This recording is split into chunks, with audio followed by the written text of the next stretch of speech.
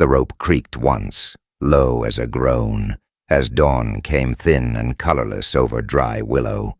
Frost shined on the scaffold boards like ground glass. Sheriff Kane stood beneath the gallows with his hat brim wet from dew and the silver badge cold against his chest.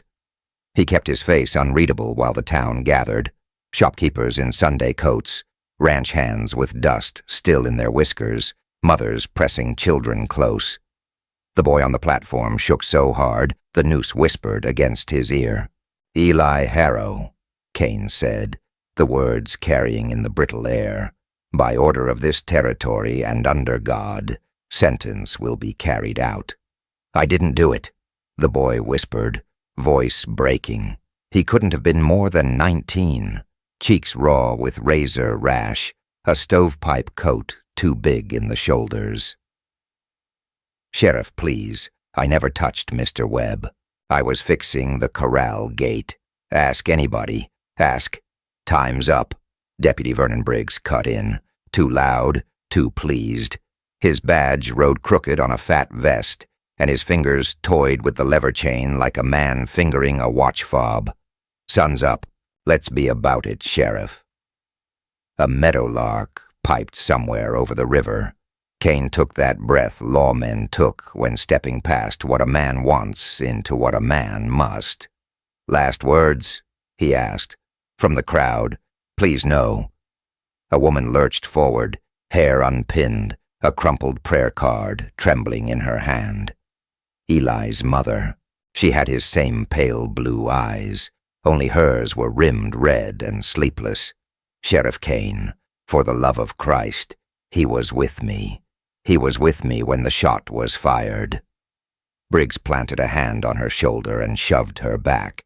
"Ma'am," he warned without looking, "you're fixin' to earn yourself a night in our iron hotel." Across the street, two men watched from the shade of the bank awning. The new cattle baron with a frock coat, slick as his hair, and the mayor who laughed like a dry hinge when drunk. Kane's eyes slid past them. He'd felt their attention all week, like heat at the back of his neck. He kept it out of his face and looked up at the boy. Eli's boots scratched the planks. He tried to stand taller and couldn't stop the tremor in his knees. "You can read men, Sheriff," he said in a rush, like a man betting everything on one last hand. "You know I'm telling the right of it." Kane's jaw worked once. He glanced at the sheet of testimony folded in his hand. The revolver with Eli's initials found behind the mercantile, the scrap of blue shirt hem in the victim's fist, a witness who heard the youth cuss Mr. Webb to his face. Things that fit too neat, too quick.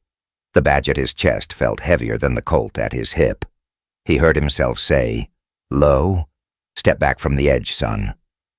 The boy's Adam's apple bobbed. "Sheriff." Briggs's boot heels thumped twice in impatience. "Sun's wastin'." Kane lifted his hand for silence. The town quieted. In that hush, he felt the cold bite through his duster and into the meat of him. The gallows frame ticked as the frost began to drip. "Lord, receive this soul," he said, because that was the line, and then he dropped his hand. The lever slammed, the trap yawned, the rope snapped tight with a brutal twang that stung Kane's teeth. Eli's body swung once, twice, boots tapping air, then hung still. A child cried out. The bell at St. Jude's tolled 8 measured times, each blow ringing through the dust like a hammer on a coffin nail. Kane's fingers drifted to his badge and spun it once without thinking. The disk flashed dull and died as it stilled. "Justice served," Deputy Briggs announced to the street, voice bright as tin. He tugged the hat brim low over a grin and started scribbling names of witnesses in a dog-eared book that smelled like bad whiskey and old tallow. Kane looked up into the boy's face. The rope had burned a crimson ring just under the jaw. Eli's eyes were still open. They were looking at him the way men do when they are about to drown and want the last thing they see to be something solid. He turned away and tasted iron on his tongue. 3 hours earlier, the jail had smelled of damp stone and stale coffee. Lamps guttered with blue-edged flame. Eli had lined through the bars, fingers laced white. "Sheriff," he'd said, softer then, the tremble in his voice still a hopeful thing, not yet panic. "You know the north pasture? I was there mendin' rails. You can ask Cooper. He saw."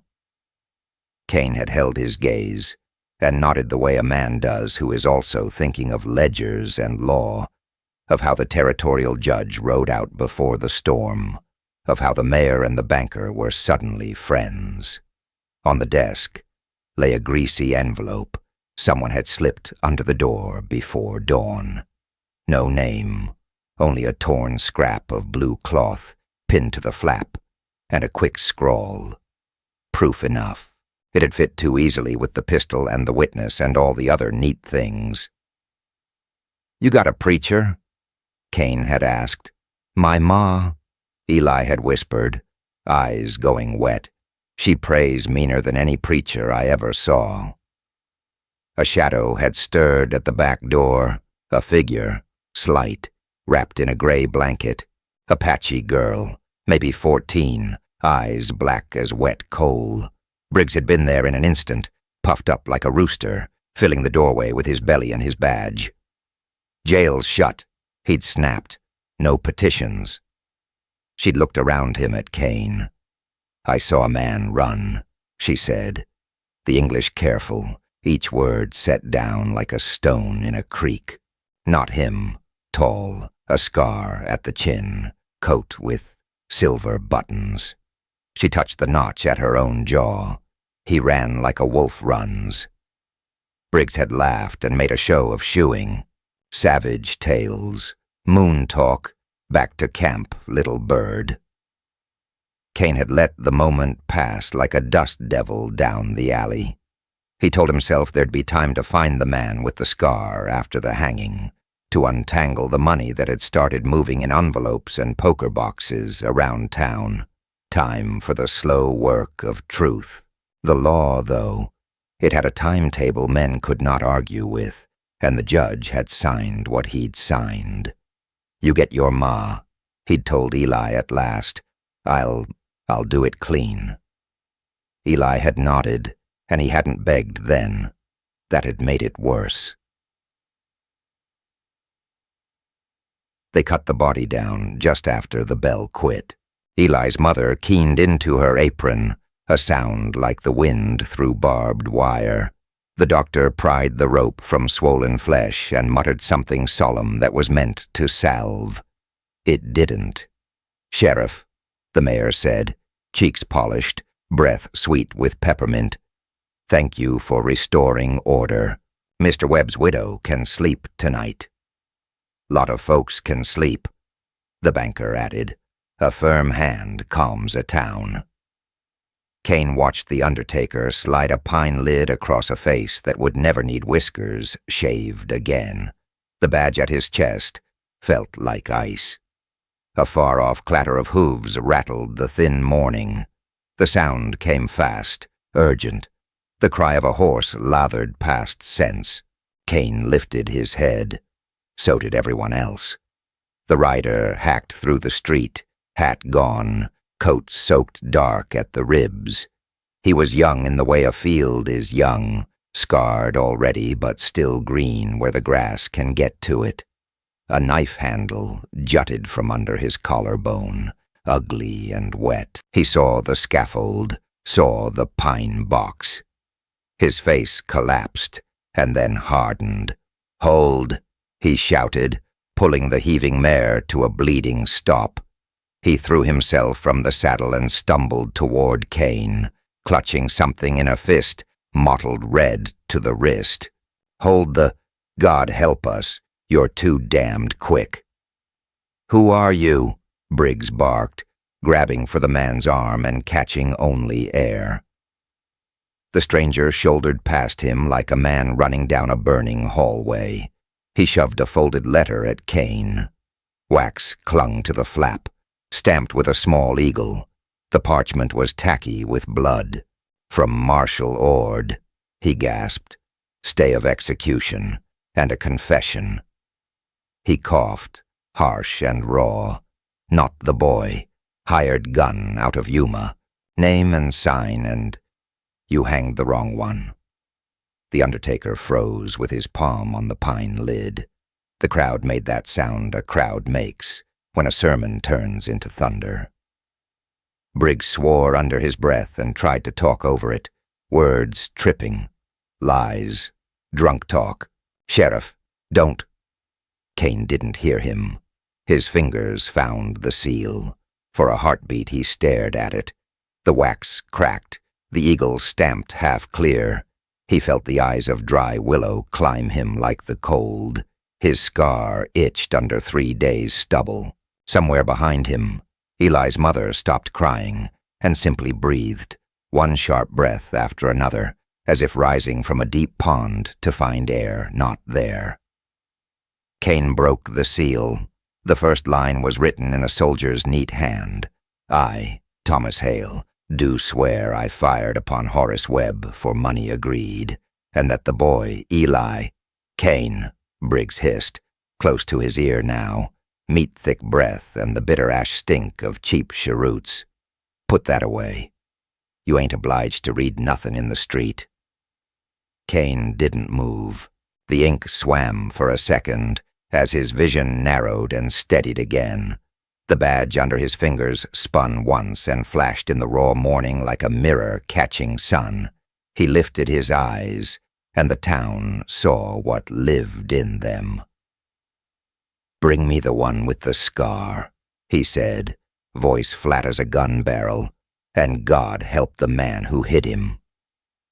Then the rider who'd carried the letter turned gray as ash and went to his knees, and the parchment slipped in Kane's grip, and the last thing the crowd heard before everything broke loose was the slam of the pine lid against the box, echoing like a judge's hammer. By the time the bell at St. Jude's tolled its 9th, the crowd had unraveled into knots of whispers. Frost was gone from the scaffold. Only a dark oval on the planks remained where Eli Harrow's boots had beat the air. Sheriff Kane stood beneath the gallows long after the undertaker's cart rumbled away, hat brim wet, jaw locked so hard it ached. The rope's frayed shadow lay across his boots like a question mark. Look at me, a woman said, not loud, sharp. Eli's mother, face gray and wind-chapped, a prayer card crushed in her fist. You looked at him when you killed him. Now look at me when I tell you, my boy was home when Mr. Webb was shot. Kane met her eyes. He'd ridden into Apache country with worse odds and steadier hands. This gaze broke something he didn't show. Ma'am, he managed, the court. The court is men, she hissed. You are the law. She pressed the damp prayer card against his chest. It printed a pale, wet square on the dust of his duster. And you hung mercy with him. The wind rose, carrying the far smell of lye from the laundry behind the hotel, the sweet bite of bay rum from the barber's door, and the sour of brewing coffee. Voices rode it, saloon talk, porch talk, talk that stuck like burrs. Kane turned from the gallows, silver badge heavy on his ribs, and walked. The churchyard thinned to Maine. Mayor Hardwick stepped out from the shade of the bank veranda, fingertips worrying a peppermint. With him stood Levi Chastain, fresh-pressed frock coat, slick hair, the new cattle money that made men polite and mean. Hard morning, Sheriff, Hardwick said, but a necessary one. Chastain's smile dented only one cheek. Order costs. Best pay it quick before interest runs up. Kane's eyes flicked to him. He kept his voice flat. You put interest on a hanging? Chastain didn't blink. You put it on everything in a town you intend to keep.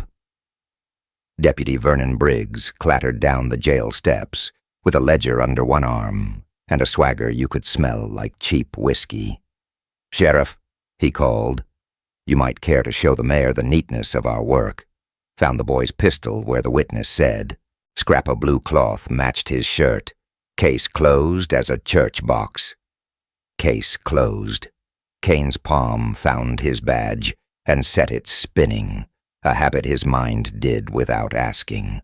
For a breath, the disc flashed pewter light, then died. "Let's walk it," he said. He took the alley behind Webb's Mercantile in long, even strides. Sunlight buttered the tumble of crates and the broken barrel staves, the glass glitter where a lamp had dropped the night Webb was shot.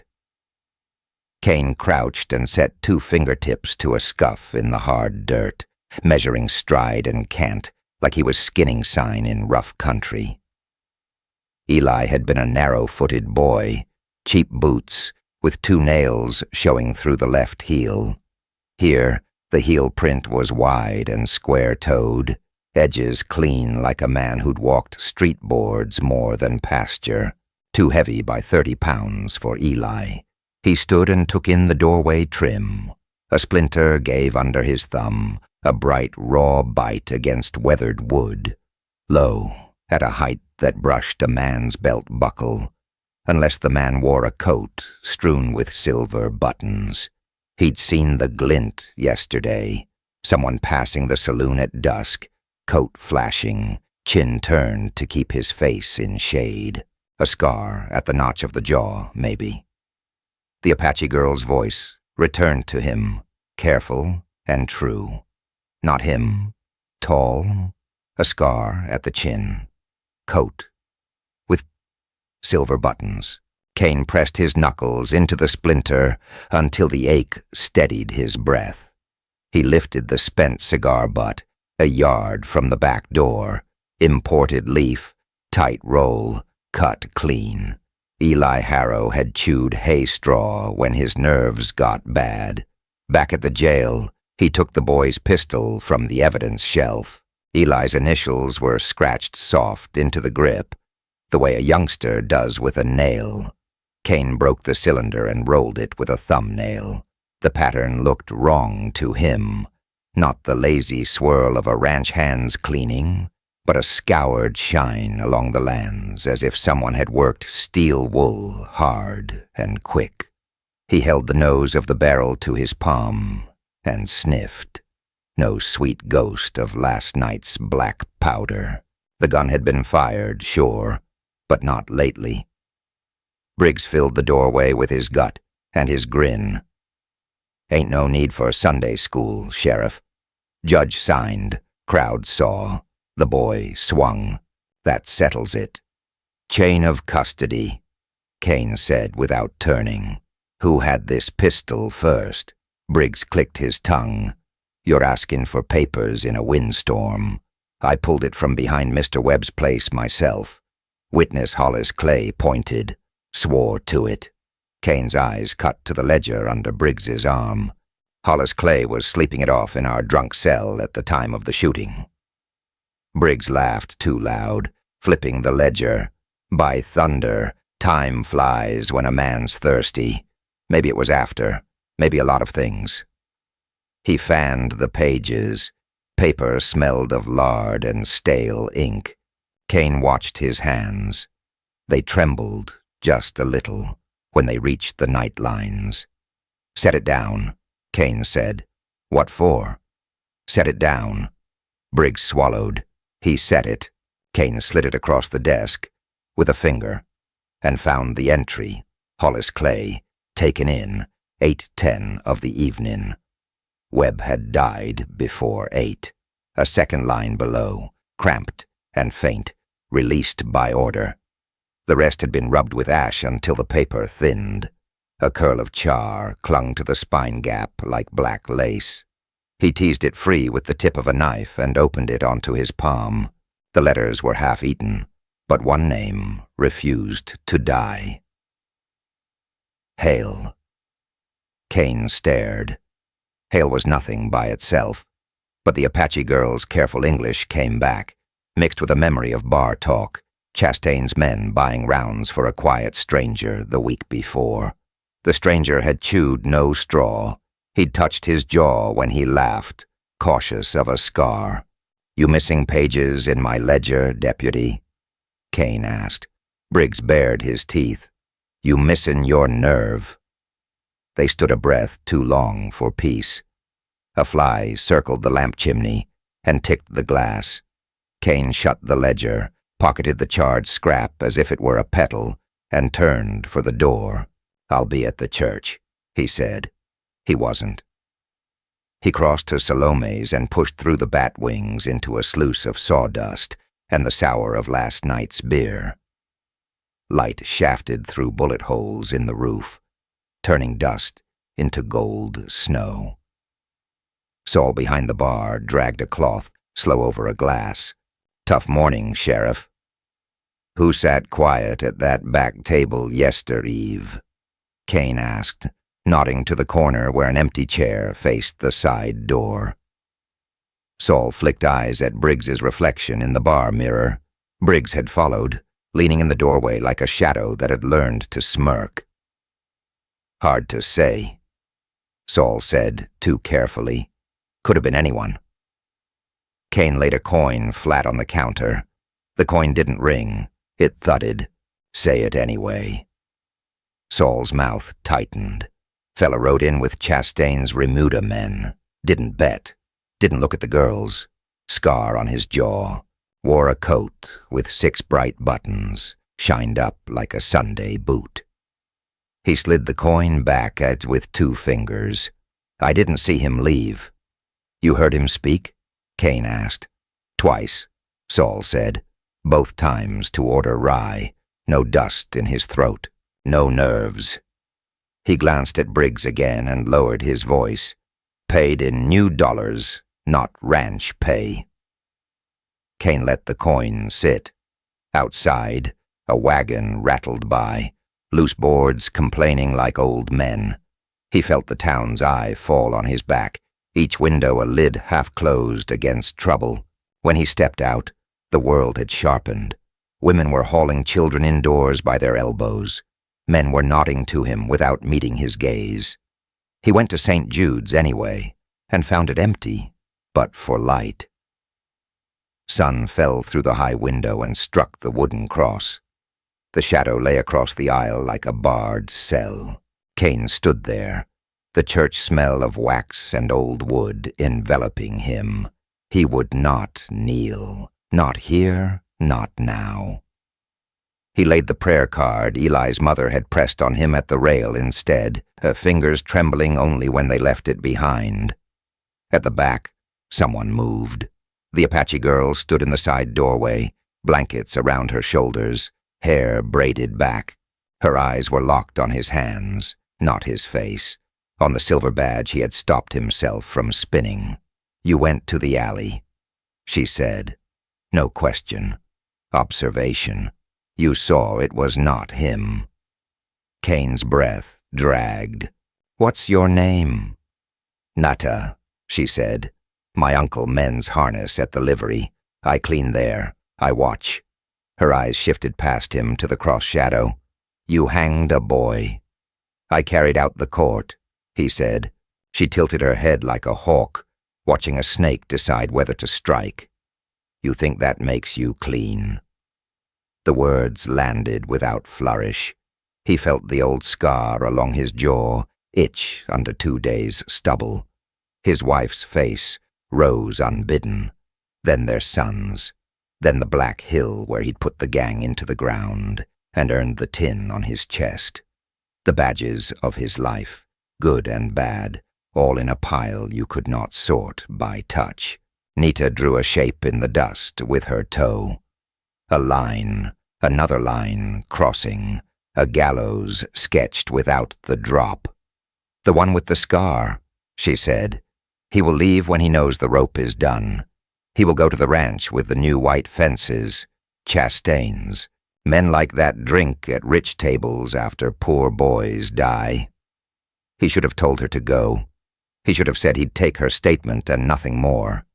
Instead, if you see him again, you tell me. He reached into his pocket, found the peppermint Hardwick had palmed him like a favor, and pressed it into her hand. Keep this. She didn't take it. Keep your candy, she said. Keep your eyes open. They looked at each other a long time.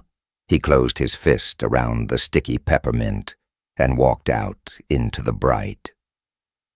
By noon the town had chosen its sides. Some tipped the brim, some turned their faces. Hardwick had gone to the courthouse. Chastain had not left the saloon porch. Briggs's shadow had lengthened across doorways, long as a whip.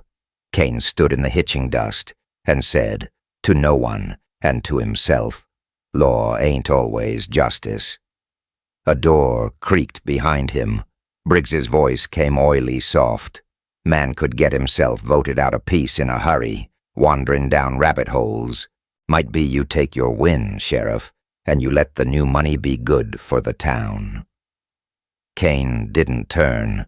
You burn any more ledger pages, he said, and you'll sleep where you put other men, that iron cot you call a bed. Briggs clicked his tongue. You ain't the only one owns a key. Kane pictured the charred scrap in his pocket. Hale. He didn't know the man. He knew the sound of it. Plain, hard, a name you could hide in a crowd and still swear by. He felt the shape of an answer he hadn't yet learned to read. Then the earth trembled. Hoofbeats, far at first, then rising. The rhythm of a horse pushed past its sense. Iron on hard pan, a drum that stole chatter from porches. Heads turned up the road, as if a single string had tugged at all their chins. A rider crested the low ridge, hat gone, coat flapping dark and wet at the ribs. He leaned into the mare's withers like a man whispering secrets to a dying friend. Kane's hand dropped to his Colt, but not for shooting, for readiness.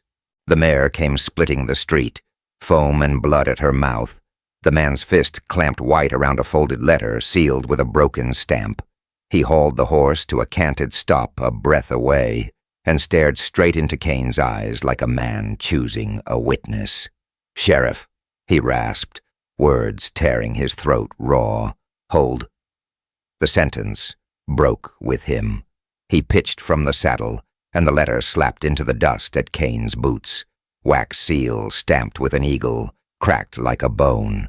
Above, the church bell began to toll again, slow and terrible, as if the town were learning to count its dead all over. Kane bent, the badge cold against his chest, the shadow of the gallows rope falling across the paper like a noose, and Deputy Briggs's boot heel edged into the frame of his vision, sliding forward to pin the letter before Kane's fingers could find it. The sun bled low across Cedar Ridge when Sheriff Kane walked back into his office. Dust curled in with him, swirling in the pale shaft of light that cut through the jailhouse window. His silver badge caught the glow, spinning once between his fingers before he set it on the desk. The badge had never felt heavier. Deputy Vernon Briggs was already waiting inside, arms folded, lips curled in that perpetual smirk of his. He tossed a bundle of papers on the desk. Got the evidence you wanted, Sheriff. Signed, sealed, and ready for hanging. Kane glanced down. A knife with dried rust-brown stains, a torn scrap of flannel, and a folded affidavit swore the ranch hand had confessed before choking on his own fear. The words looked neat, practiced, too practiced. Kane narrowed his eyes. Boy never signed this. Briggs shrugged, the lamplight sharpening the scar that cut across his chin. He was nervous. I signed witness to it. Ain't that enough? His voice was oily. carrying the authority of a man who knew his badge shielded him. The sheriff leaned back in his chair. The wood groaned beneath his weight. Outside, the sound of boots on gravel faded as townsfolk headed home, eager to forget the morning's hanging. Kane couldn't. The boy's face, pale and twisted in final breath, haunted every blink. "Strange," Kane muttered. "Evidence surfaces just when it needs to." Briggs stiffened. "You questioning me, Sheriff?" Kane didn't answer right away. His gaze drifted to the jail cell, its iron bars catching the last of daylight. That cell had held the boy for 3 days. Now it was empty, except for the memory of soft, desperate words. "I didn't do it, Sheriff. You'll see. Someone will see." The sheriff's hand brushed his Colt .45, not out of need, but habit. His gut twisted. He had ridden long enough to know when a trail had been salted, when the signs were planted to mislead, and Briggs's evidence stank of rot. Still, Kane's voice came out flat, controlled. "Town's restless. They'll want this case tied up clean. That's what I'm giving 'em." Briggs leaned forward, his breath laced with whiskey. "Justice, quick and sure, better than letting doubt tear this place apart." Kane studied him. The deputy's eyes didn't hold conviction. They held calculation. That told more than any scrap of paper ever could. A knock rapped sharp against the door. Reverend Cole stepped in, his Bible clutched like a shield. The man's face was pale, lips thin as parchment. "Sheriff, I came because my conscience won't let me rest." Kane's eyes flicked up. Briggs shifted uncomfortably, jaw tight. "What is it, Reverend?" Kane asked. Cole's voice shook. "That boy, he begged me last night, swore he hadn't killed no one. I've heard liars, Sheriff, but his eyes, they were clean. And this morning, you saw how he went to the rope. Not a sinner's rage, not a killer's smirk, just fear and confusion." Briggs barked a laugh. "Preacher, men'll say anything with the noose waitin'. You soft enough to believe 'em, that's on you." But Kane noticed how Briggs's hand twitched near his belt, a tell of irritation. The sheriff's chair scraped as he rose, tall shadow stretching across the room. His voice dropped to a low growl. "Reverend, you've said your piece. I'll weigh it."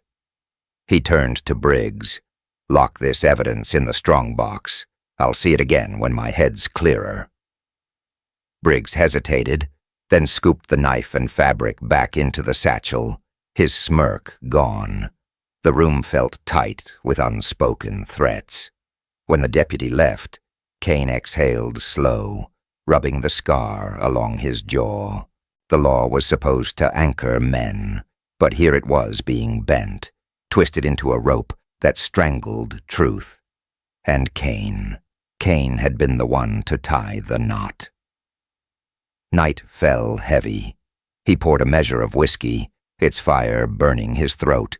From his window he watched the lamplights in town wink out, one by one. Somewhere in the dark, a mother wept, her son buried under fresh dirt.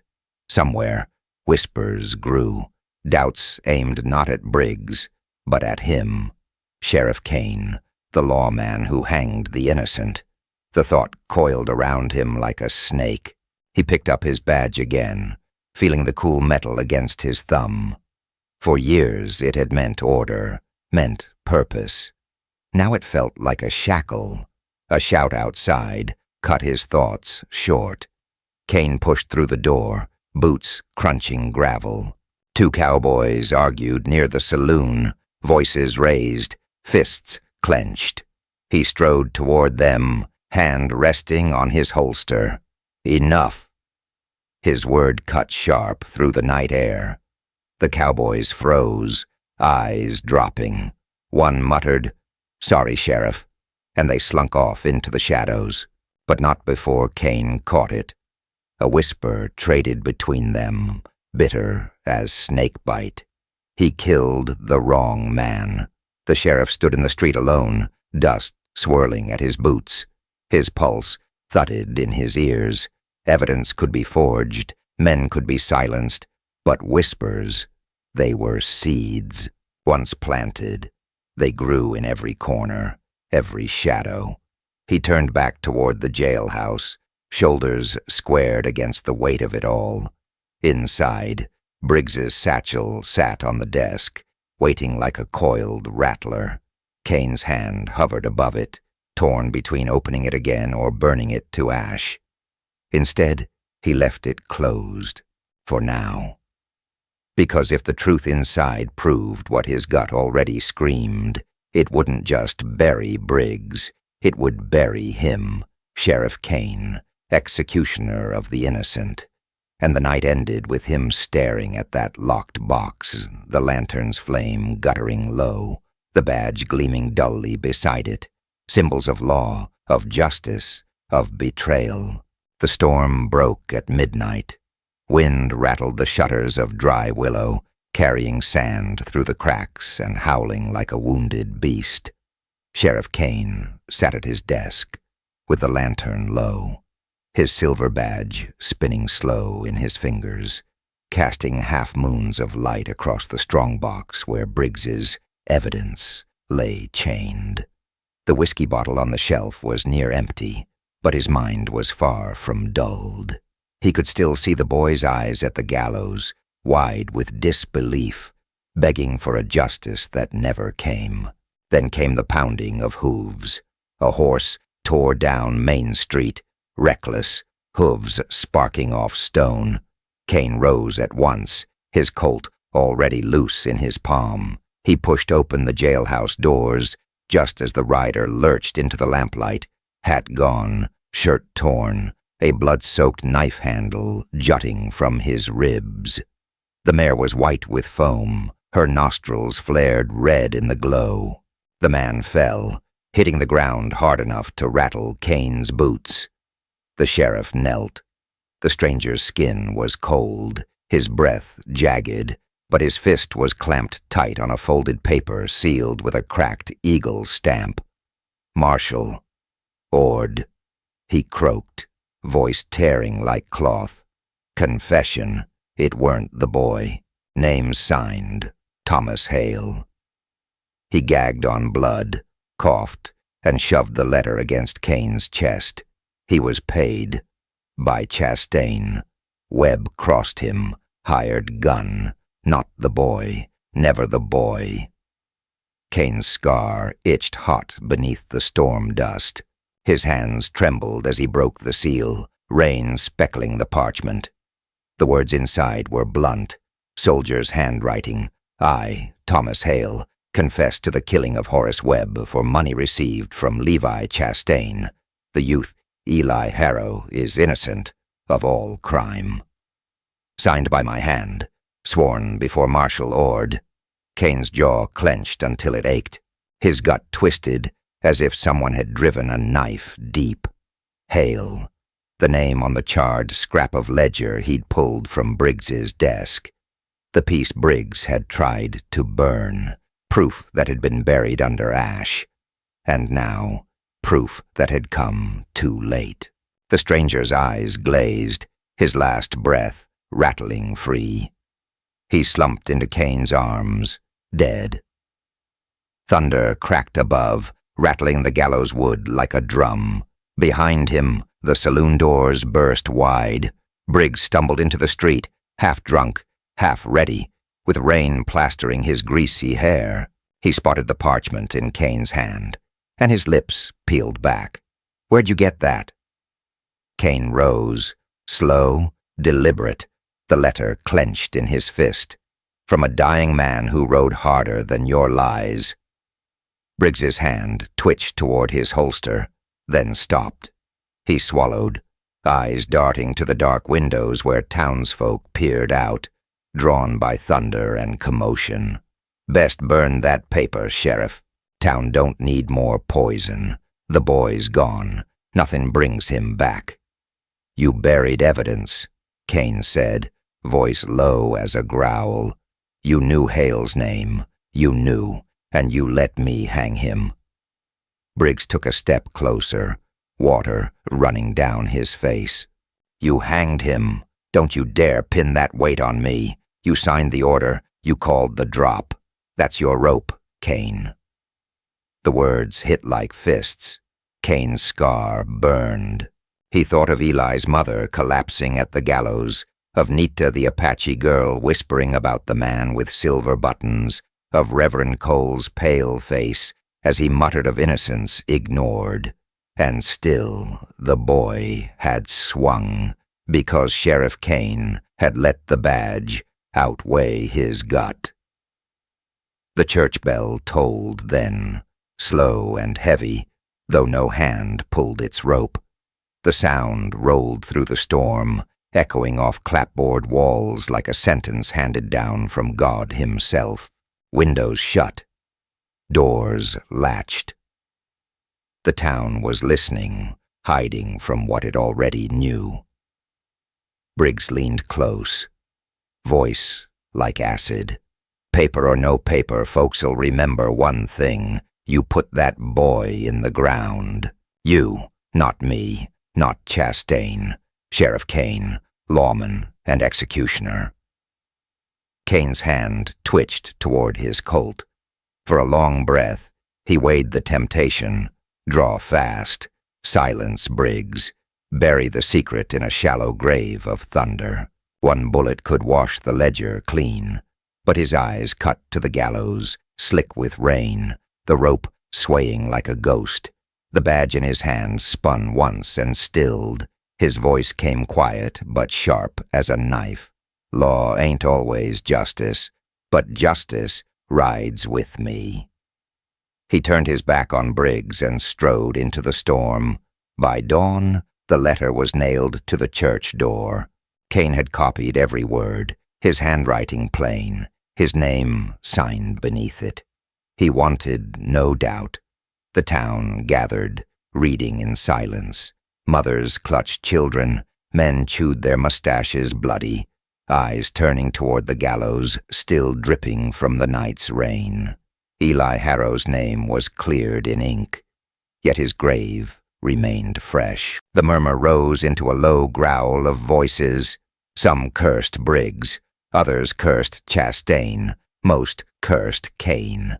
He knew, a voice spat. He hanged him anyway. Sheriff's hand was on that lever, same as Briggs's. He ain't the law no more, he's the rope. The crowd turned as Kane walked up the street, duster heavy with rain, badge tarnished dull. His gray eyes met theirs without flinching, though each stare felt like a stone. Mothers pulled children aside. Shopkeepers stepped into door frames. The town that once saluted him now shrank from his shadow. Chastain stood on the saloon porch, fine coat untouched by mud, a smile coiled on his lips. "Sheriff," he called, smooth as oil. "Looks like justice's scales have tipped. Shame you were standing on the wrong side of 'em." Kane's hand brushed his Colt, but didn't draw. He looked at the cattle baron long enough to make the man's smile twitch. Then he stepped past, into the heart of a town that no longer knew whether to fear him or despise him. That night, Kane sat alone at the gallows. The wood was damp beneath him, smelling of rain and old blood. His Colt rested heavy across his thigh. Above him the rope swayed gently, whispering with each breath of wind. The letter was real. The confession was real. Eli Harrow had been innocent. The town knew it. Kane knew it. And none of it mattered, because truth had come too late. He whispered to the empty square, voice ragged, "God forgive me." The only answer was the creak of rope and the low moan of storm clouds rolling east. Morning came pale and brittle, as though the storm had scoured all color from the sky. Dry willow smelled of damp earth and ash. Sheriff Kane walked down Main Street, with his duster still clinging wet against his shoulders. The gallows loomed behind him, a dark silhouette against the weak sun. The letter, still nailed to St. Jude's church door, fluttered faintly in the breeze like a torn flag of surrender.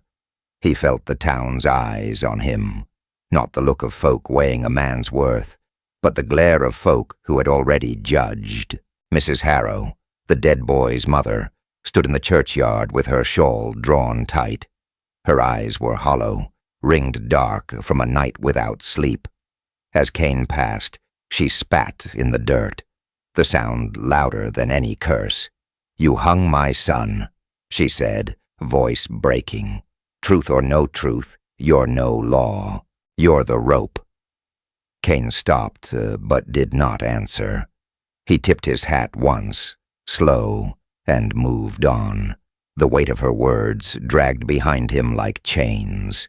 The saloon buzzed by noon. Kane stepped through the bat wings and felt the silence drop like a knife. Cards froze mid-play. Dice stopped rolling.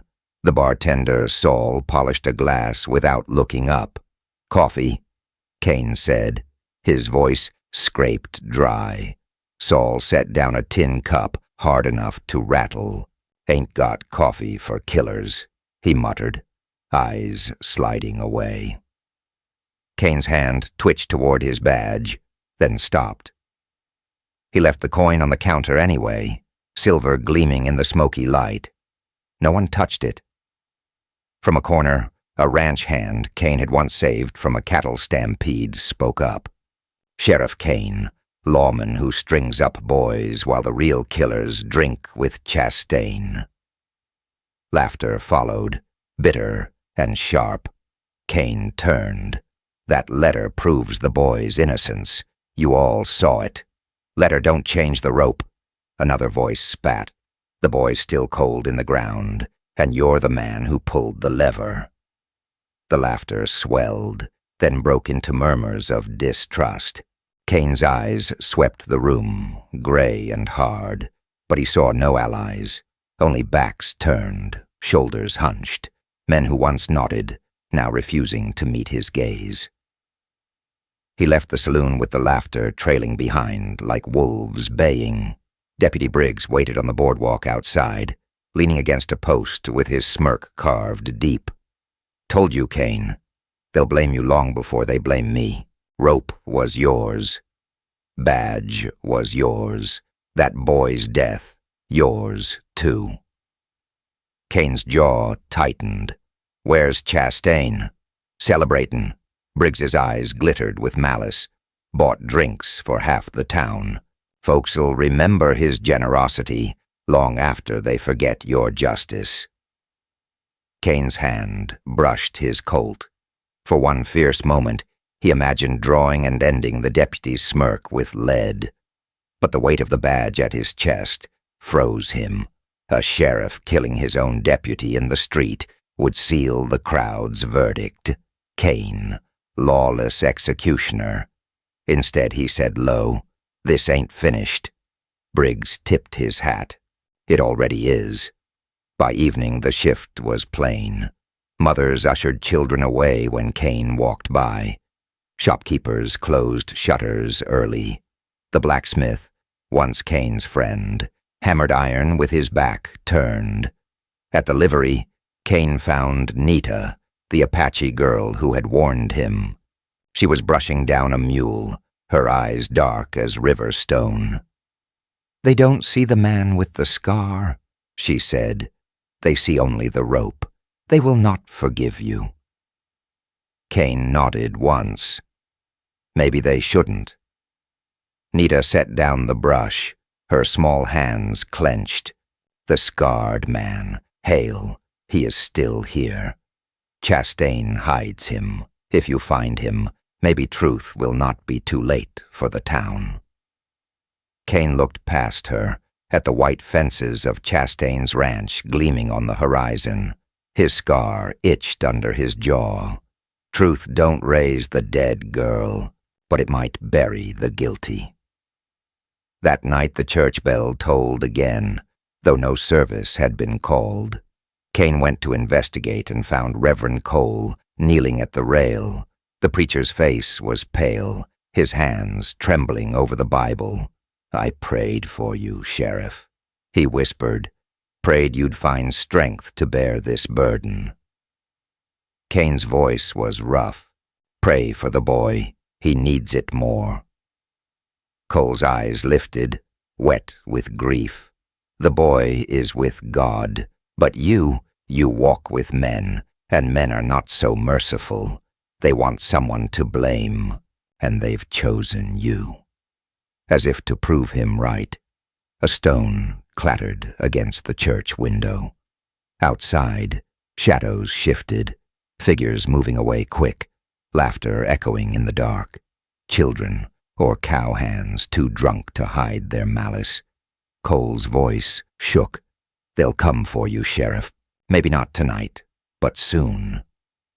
Kane left the church with the echo of the bell still in his ears. The next morning, a notice was nailed to the courthouse door. Kane found it before sunrise, the paper flapping in the wind. In bold, crooked letters it read, "Sheriff Kane, hanged the innocent. No justice in Dry Willow." His badge felt like a brand against his chest. He ripped the paper down, crumpled it in his fist, and tossed it into the mud. But when he turned, he saw 3 more nailed to the mercantile, the saloon, the blacksmith's shop. By noon, there were 20. Kane strode back into the jailhouse, boots heavy with mud. He slammed the door and dropped into his chair. His Colt lay on the desk, his badge beside it. The strongbox with Briggs's planted evidence still sat in the corner, locked, but humming like a snake in the dark. Briggs walked in without knocking, tossing a folded newspaper onto the desk. "News from Fort Douglas. They're sending an inquest.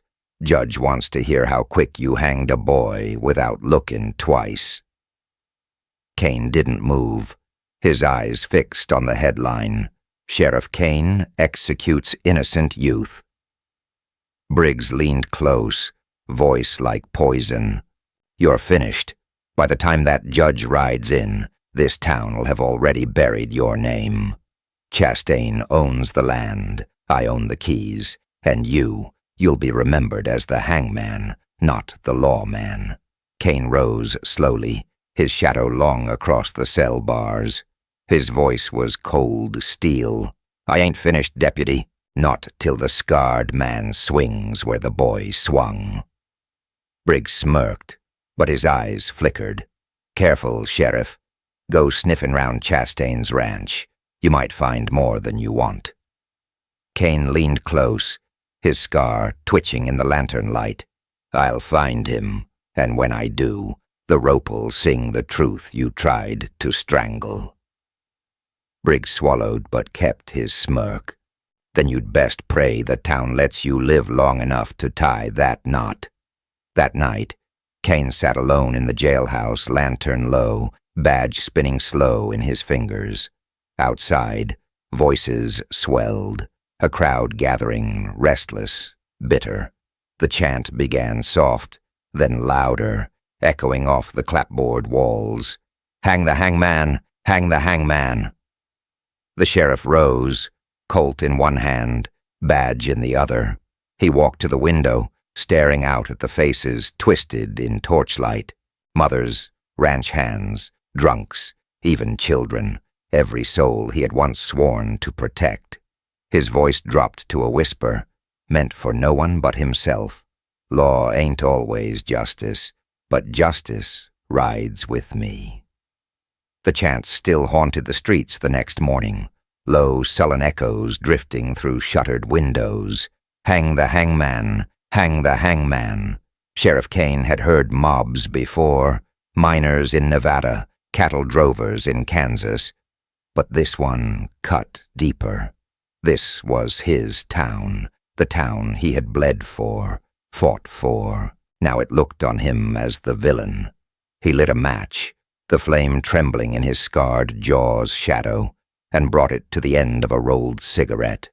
Smoke curled sharp into his lungs. His silver badge lay on the desk, untarnished but somehow dimmer in the morning light. Deputy Briggs sauntered in without knocking, hat tilted, grin slick as bacon grease. "Town's done with you, Kane. Chastain's the man they trust now. He's been pouring whiskey and promises down their throats all night. Funny how quick a crowd forgets who kept the graves shallow." Kane didn't look up. He spun the badge once between his fingers and let it clink back on the desk. "You forgettin' whose name's on the jailhouse door?" Briggs leaned in close, breath sour. "That door won't be yours much longer. The inquest from Fort Douglas is ridin' hard. By the time the judge sets foot here, you'll be stripped, maybe worse." Kane's gray eyes lifted, cutting like a whetstone. "Worse would be truth catching up with you, Vernon." Briggs's smirk twitched, but he covered it with a chuckle. "Truth don't matter. You taught this town that when you strung up that boy." Kane rose, slow, towering, his duster falling heavy around his boots. His hand brushed his Colt, but didn't draw. "Get out, deputy, before I forget the badge still means something." For the first time, Briggs backed a step, but his grin returned as he tipped his hat. "See you at the ranch. Chastain wants a word." The cattle baron's spread glared white against the horizon by noon, its new fences shining like polished bone. Kane rode slow, dust trailing behind him, his horse snorting at the scent of strange stock. He remembered when the land had been open range, when small ranchers and drifters shared water holes without bloodshed. But Chastain's fences had carved the earth into cages, and his money had carved the town into silence. At the gate, 2 hired guns watched with hands too close to their rifles.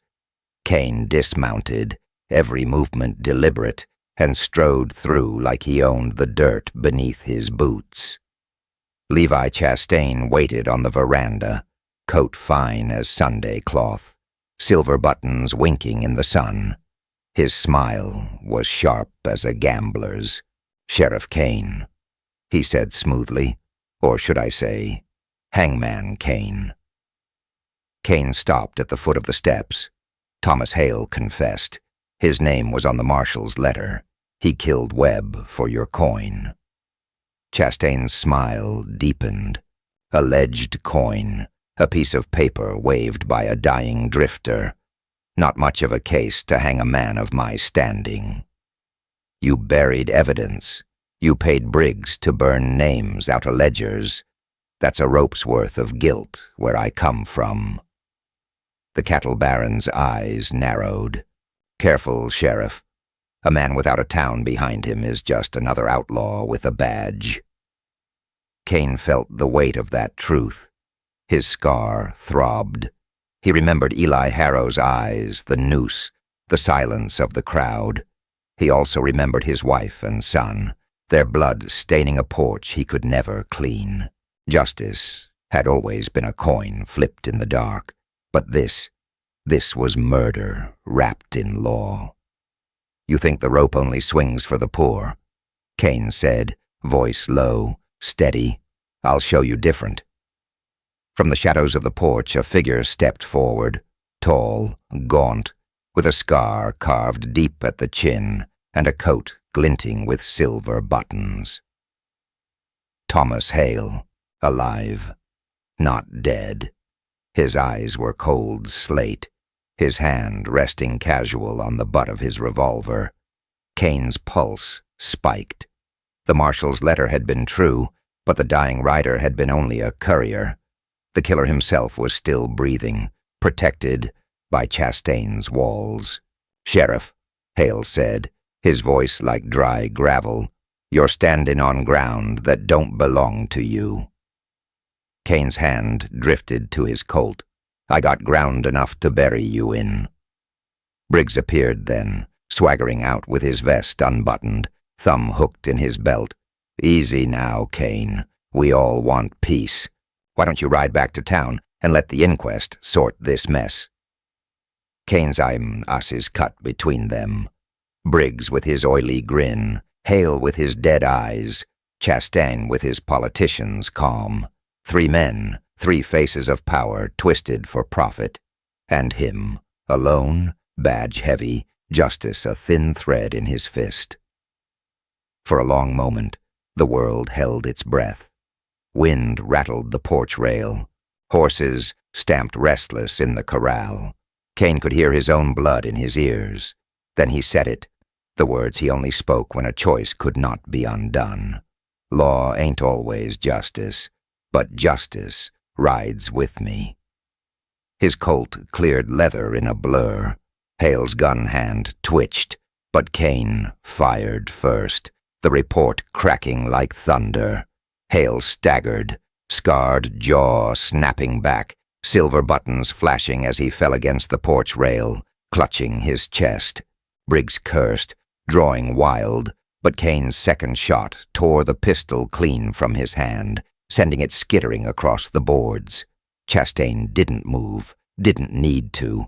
His hired guns poured from the shadows, rifles raised, eyes wide. For a heartbeat, no one fired. Kane stood in the dust, smoke curling from his barrel, eyes like steel. "You shoot me," he said, voice steady, "and every man in Dry Willow will know why. The marshal's letter, the preacher, the girl, they'll speak, and you'll swing in your own fences." Chastain's smile cracked, but only for a second. He raised a hand, halting his men. "Let him ride, boys. Let the law bury its own dead weight." Kane didn't holster his Colt. He backed to his horse, eyes never leaving the porch. Hale groaned, bleeding into the boards. Briggs clutched his hand, rage and fear twisting his face. And Chastain smiled thin again, already calculating how to spin the tale. Kane mounted and turned his horse toward town. Behind him, the ranch loomed bright and untouchable. Before him, Dry Willow waited, restless, ready to tear down the law. That night, Kane sat in the jailhouse, Colt stripped and cleaned, badge gleaming in lamplight. The mob outside had quieted, but he knew their anger hadn't died. Chastain would twist Hale's wound into a story, Briggs would whisper poison, and the town would decide whether Kane was sheriff or hangman. He laid the Colt on the desk beside the badge and whispered to the empty room, "Justice rides with me, whatever it costs." The hammering carried through the night. 3 strikes, then silence. 3 strikes again.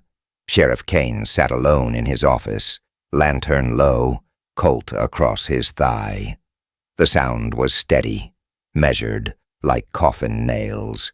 Outside, the wind dragged grit down Main Street, and in its breath, Kane thought he heard the echo of the mob's chant, "Hang the hangman, hang the hangman." By dawn, he saw what the hammer had built. In the square, opposite the gallows where Eli Harrow had swung, another frame rose. Fresh wood, pale against the soot-darkened scaffold. A second noose dangled in the gray light, swaying gently as if eager for a neck. The crowd gathered quick, drawn by whispers like wolves to carrion. Men muttered. Women clutched children's hands too tight.